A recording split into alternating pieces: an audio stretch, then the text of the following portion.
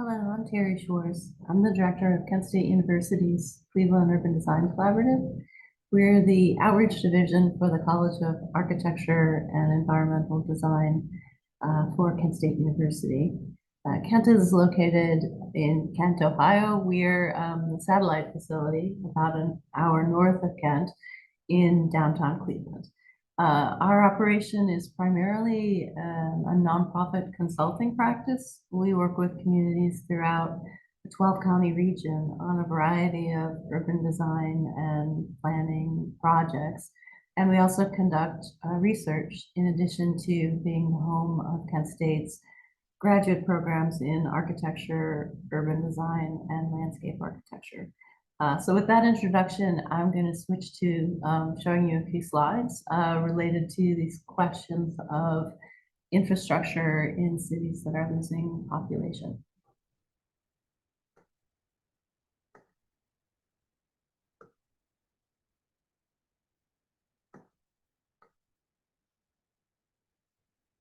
Okay, so all of Ohio's cities are losing population and have lost population over the past 60 plus years, with the exception of Columbus. Columbus is the only major city in Ohio that's actually grown in population. But many of the cities that we work with here in Northeast Ohio, Cleveland in particular, but also Akron, Youngstown, Elyria, Lorain, cities have been losing population at a pretty substantial clip, in large part due to deindustrialization, job losses. Populations have stabilized in a lot of cities, but it is still a kind of a context of ongoing decline. And so these kinds of questions of population loss and urban vacancy weave through a lot of the work that we do here at the CUDC. And as I said, I'm going to focus today on questions of infrastructure. As I mentioned, our facility is in downtown Cleveland. We located here in 1999 as a way to move the operation out of the more rural context of Kent, Ohio, and into the middle, kind of Cleveland. We're in the heart of the city. Our students have an advantage of being here, studying urbanism from the perspective of kind of a pretty significant Great Lakes city that is experiencing more than a typical share of its challenges. So let me just jump into this kind of question. To define the kind of infrastructure issues that I'm going to touch on today, I'm focusing on physical infrastructure, transportation, water, sewer, energy, and communication. It's apart from a conversation around social infrastructure, which we could talk about as well. I just don't have the time for that today. It's a different kind of set of issues. Social infrastructure, by that I mean hospitals, schools, churches.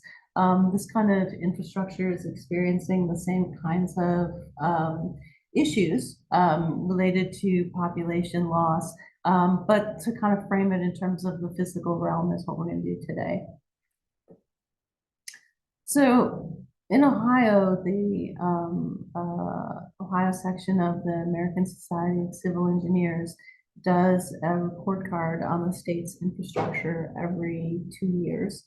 I don't have the 2023 data, but what I'm sharing here is 2021.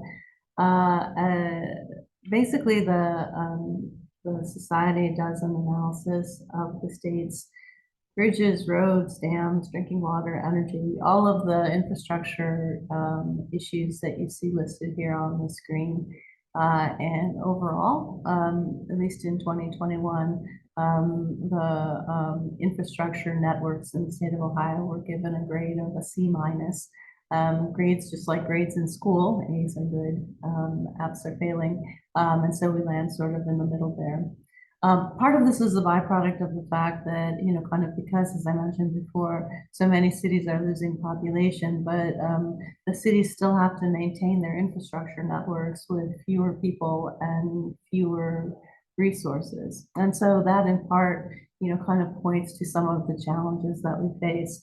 In particular, the state's roads, transit, stormwater management, and drinking water infrastructure received poor grades in 2021. Areas where we have some strength are, kind of primarily in railroad infrastructure and solid waste management. So, kind of the grading is, as you see here on the screen, getting grades of D in some of the kind of critical infrastructure networks in the state is really challenging because it puts communities at significant risk. Even the C grades, which are where many of those kind of categories fall, still require attention and investment. The good news is that there have been in the last few years some pretty substantial federal infrastructure dollars that have been directed toward Ohio, and particularly Northeast Ohio.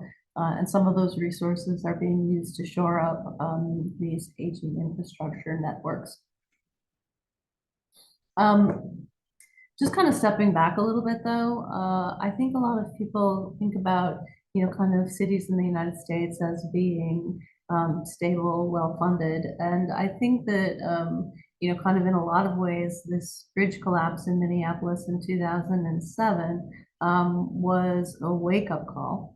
It's not something that you would expect, to kind of see in a major American city where the I-35 bridge collapsed at rush hour, creating a hugely hazardous situation. People died and disrupted the transportation networks of the city for quite some time. What happened here in Ohio as a result, and here in Northeast Ohio in particular, is that immediately bridges throughout the region were inspected for safety issues, and actually a lot of them were not in compliance, and quite a few bridges were closed for repairs almost immediately, and it took some time for those repairs to take place. In addition to bridge issues, we have a lot of aging infrastructure. Cleveland's an old city, and in particular, some of the pipes that run under the city are 100 or more years old, and things eventually fail. One challenge that we see a lot, this is just one example of a sinkhole right in the heart of the city in Public Square, where a pipe or a culvert underground may collapse, or there might be some kind of subsidence happening underground, and then kind of the earth falls in on itself and creates these extremely hazardous conditions. That last one was in downtown Cleveland. This is a sinkhole that opened up in one of the city's inner ring suburbs. These kinds of challenges are maybe hard to predict, in part because although we have a good understanding of where, kind of contemporary infrastructure is located, some of these older pipes and underground, kind of conditions are less well known. But beyond, kind of bridges and sinkholes, there are all manner of infrastructure challenges, largely due to the fact that, kind of there are just not enough resources to maintain, kind of maintain the networks in peak condition. For a point of context, the city of Cleveland had over 900,000 people at its peak and has been losing population since 1960. The population is currently under 400,000. So you see that a city with infrastructure networks designed for 1 million plus people now has well less than half that amount. And so a lot of choices have to get made about where repairs occur and when in order to keep the system holding together. What we see a lot of is what you see in this kind of lower right image is simply deferred maintenance. The city and the county can't get to every road that needs repair at the times that it needs it. And so we start to see in certain parts of the city, particularly in the city of Cleveland, streets that are beginning to become, kind of demolished by neglect. The lower right corner is a picture from the inside of a combined sewer overflow. This is pretty common in older industrial cities that when the city's sewers were initially built, the sanitary sewer was located in the same trench as the stormwater sewer. It was a way of creating a relief valve in the event of a heavy rain. The larger tunnel allows, kind of for that water to be held. Unfortunately, it means that they mix together and the storm sewers discharge into Lake Erie. Here's a better picture of that. The reality of it is that the city of Cleveland has been out of compliance with the Clean Water Act since there was a Clean Water Act, since the act was enacted in the 1970s, in part because of the combined sewer challenge.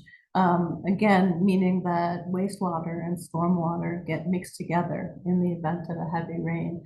And when the sanitary sewers and the treatment plant can't handle that amount and that volume of water, the combined mixture of rainwater and sewage gets discharged directly into Lake Erie.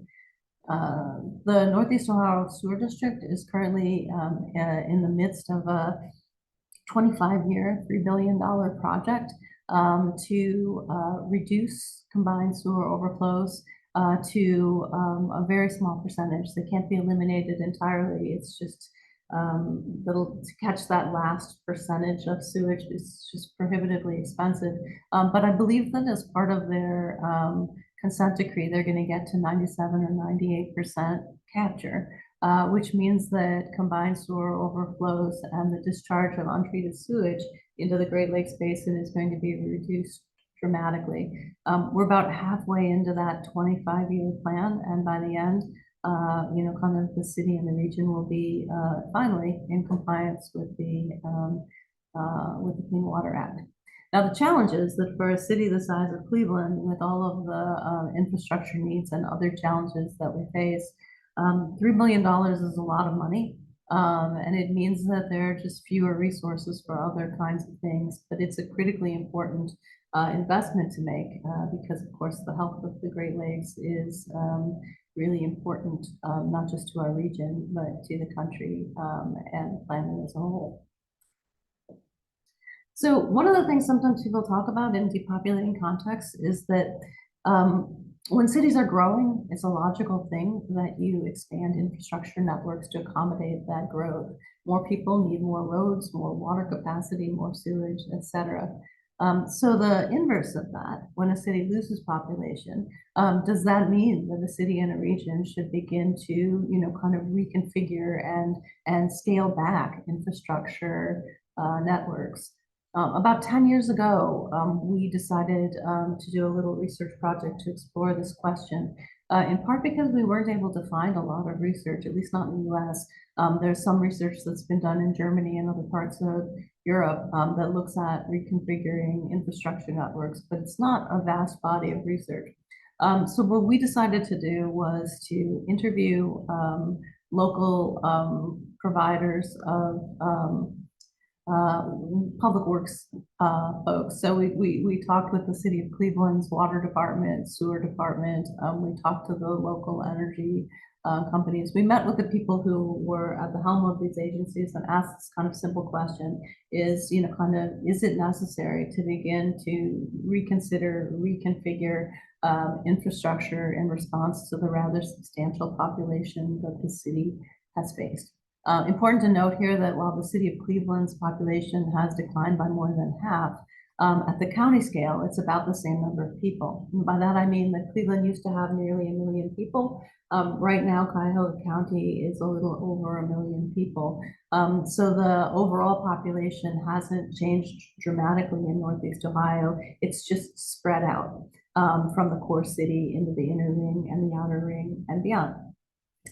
So what we found in this study was that it's a lot harder to reconfigure infrastructure than maybe we had initially thought, for the 6 reasons that you see on your screen, and I'm just going to go over them very quickly. The first is cost. When you decommission infrastructure,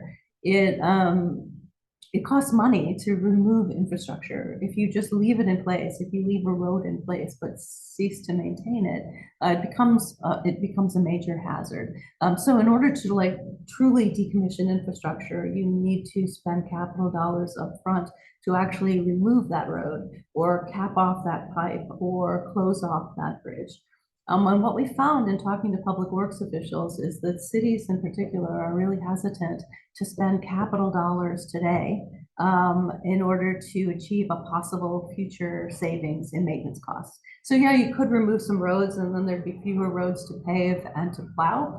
But it costs money upfront to do that, and the return over time is not for sure. It's not definite, and it's also hard to measure.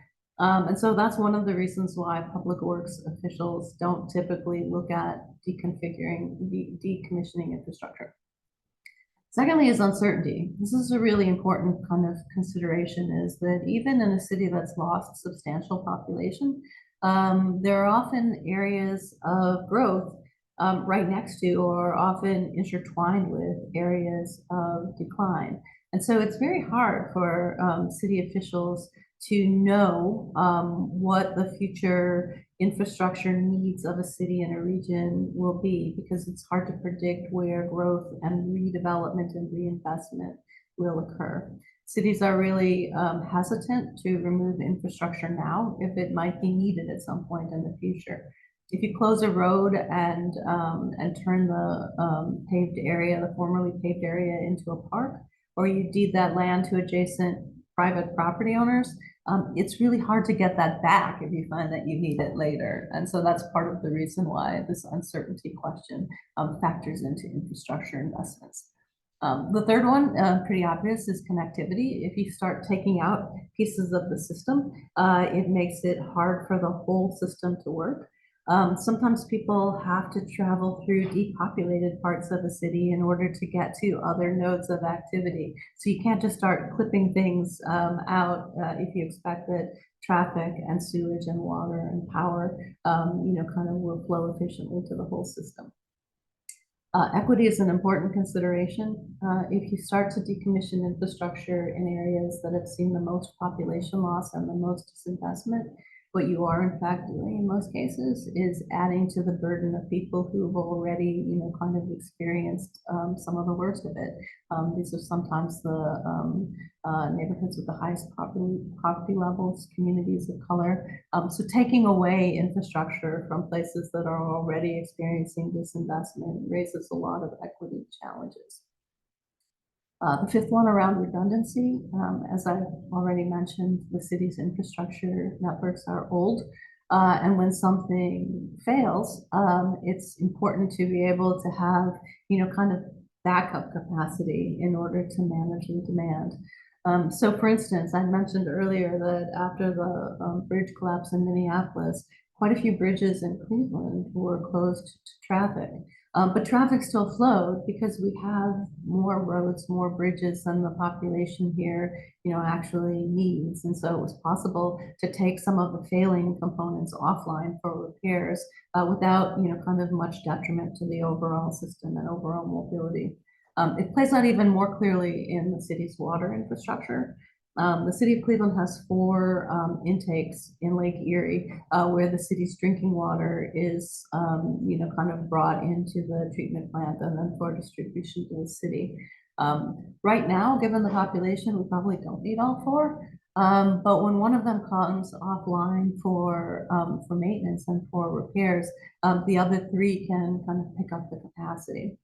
Also important to note that as a Great Lakes city, we're governed by the Great Lakes Compact, which says that the amount of water capacity we have today is the amount of water capacity that we have. It can't be expanded. So if the city decommissioned one of its intakes in Lake Erie, we wouldn't be able to get that back, which leads us to that last point, the 6th point, which is competitive advantage. Surplus infrastructure could be seen as a, kind of a competitive advantage in that it gives the city something to use to attract development. The lack of traffic congestion and the abundance of fresh water availability in our region are 2 very strong and compelling reasons why businesses might choose to locate here. So again, the city and the region are hesitant to, kind of reduce capacity because essentially it's, kind of the city's strength.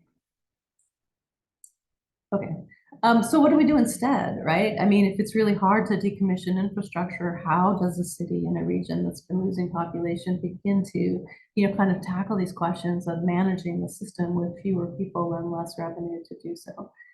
So a couple of thoughts here. One being asset management and the rapidly emerging remote sensing and smart city technologies that enable public works departments to be much more efficient in terms of allocating resources to the places where the needs are the greatest and the most immediate in order to, kind of squeeze the most return out of the smallest investment. The second one here around coordination across infrastructure networks is one example would be maybe that if you are going to be removing pavement and decommissioning streets, maybe you target that pavement removal in a place where the storm sewers are, kind of already overburdened. So you're simultaneously reducing, kind of pavement in places where it might not be needed, maybe not taking a whole street out, but maybe narrowing a street in order to reduce the amount of runoff and the burden on the storm sewer network. Modal shifts are important in a city like Cleveland, where approximately 25% of the households in the city don't have access to cars. The family, the household doesn't have, kind of a personal vehicle. And so making sure that, investments are being directed toward pedestrian, bicycle, and transit infrastructure can go a long way toward improving and ensuring mobility and access for all. And then lastly, this kind of question around adaptation and flexible use strategies, sort of what's depicted in the picture on this slide, where if you do have surplus roadway, surplus pavement, is it possible to, kind of close streets at times in order to create public space and allow for some flexibility in shared use? Okay, I'm going to show really two quick examples here, and then I'm going to end with that. This is the Akron Interbelt. Akron, like a lot of cities in the middle of the 20th century, were part of big urban renewal investments, and the Akron Interbelt was part of that movement. This roadway was built around the downtown area of the city of Akron, and it was never really needed. As we got into the early 2000s, the city realized that there was such limited traffic using one segment of the Interbelt, and it was costing a lot to maintain that pavement, that they made the decision to simply close one segment of the Interbelt at the edge of downtown, between the downtown district and an adjacent neighborhood. And so my students and I went to Akron for a community design charrette or workshop.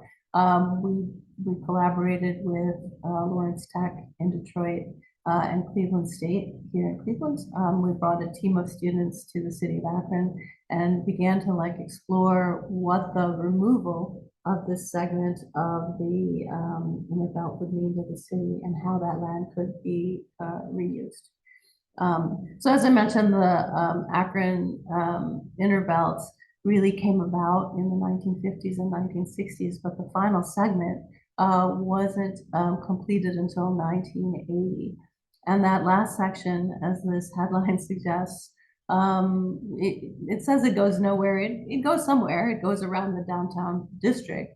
But it wasn't needed and it wasn't heavily used. And so that's why the city decided to decommission that segment. You can see it here in the drawing. Basically, traffic on the Interbelt exits the Interbelt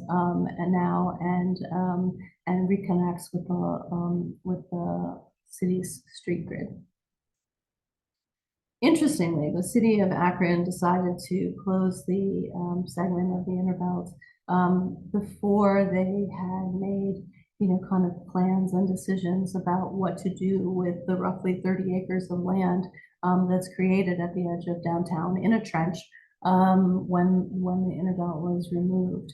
And so that's why, kind of we and our students were among the first initial conceptual planning and community conversations that happened around how the inner belt property, how the inner belt pavement could become, reabsorbed into the fabric of downtown and the nearby neighborhood.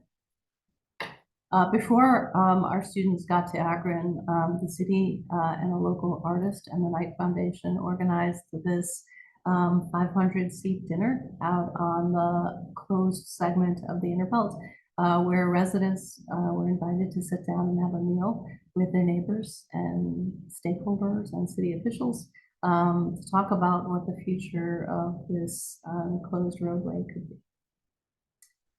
Here's just some of the things that kind of came out of that process. People wanted to see green spaces and markets and vegetable gardens, mixed-use development, public space on the Inner Belt. So after that dinner and this community conversation happened, our students arrived for a really quick workshop. It was a 3 or 4 day charrette. The students began to think about sort of short-term strategies for putting that pavement to use for public benefit. This drawing shows a 2-season view. To the right of the screen, you see downtown Akron and the possibility of opening up the Inner Belt for running, bicycling, community gatherings in the warm months. And then on the left side, during the winter, because it's snowy here in Cleveland, the possibility of outdoor activities, sledding and skating and skiing, etc., in the winter months. Really just intended as a conversation starter about how this piece of pavement could function. This is another drawing that came out of the charrette, trying to illustrate again this kind of point about cross-modal, cross-infrastructure connections. Akron, much like Cleveland, has a combined sewer overflow problem, and they're also digging some pretty deep tunnels under the city in order to help manage that stormwater and combined sewer overflow. So what this drawing is proposing is that because the tunnels that are being dug are huge, there's a lot of material being excavated. Could some of that material be moved into the trench in order to create some topography, to create, potentially this one here in red is a land bridge to connect people between the neighborhood and the downtown district, and really start to give shape and landscape to the Inner Belt trench once the road is, kind of no longer in use. This is a longer term kind of strategy that shows how the Inner Belt trench could potentially be developed with housing and civic uses and public space that would begin to repair the cut between the downtown district and the adjacent, the Glendale neighborhood. Oops, sorry. Okay, so one other quick project. This one is very brief, but back in the city of Cleveland, the city of Cleveland until the 1950s had a very robust regional interurban rail system, a trolley system that connected, kind of Cleveland with some of the smaller cities in Northeast Ohio. And so the streetcars ran down a number of major corridors in the city and in the inner ring suburbs. But when the trolleys were decommissioned and when the system was removed in the 1950s, what was left behind are these very, very wide streets, unnecessarily wide streets. They carry nowhere near the traffic that the roadway width would suggest. And so one of the ideas that's emerged here in Cleveland is to turn these former trolley car streets into a protected bike system. So a middle of the street, protected signals bike system so that people can move through the city and into the, kind of into the inner ring suburbs using that access roadway width as a way of improving conditions for bicyclists and pedestrians. Here's a rendering that shows, kind of what that could potentially look like. The first segment of the Cleveland Midway is planned for Superior Avenue, which will run from East 55th Street to Public Square, approximately, kind of 50, 60 blocks. The design work is underway right now. The project is scheduled to begin construction in 2025. So just one way of kind of thinking about the ways that surplus infrastructure can be repurposed and that roadways can be potentially reconfigured for other uses. And this just shows the overall network. So this first segment, if it is, if it's successful and embraced by the community, will really set the tone for the overall system. Important to note, this is a map of poverty and also where the city's concentration of African American residents live. The Midway is designed to serve everyone, but is particularly focused on this initial corridor, is particularly focused in one of the areas of the city where car ownership is the lowest. So creating an opportunity for people to have safe bicycle access in areas where it's most needed. Okay, with that, I'm going to stop. This is our facility in downtown Cleveland in Playhouse Square. If any of you who are watching this presentation are curious about our work, you can go to our website or you can stop by and visit. We're always here. So thank you. Thank you for your time. That's all. Bye.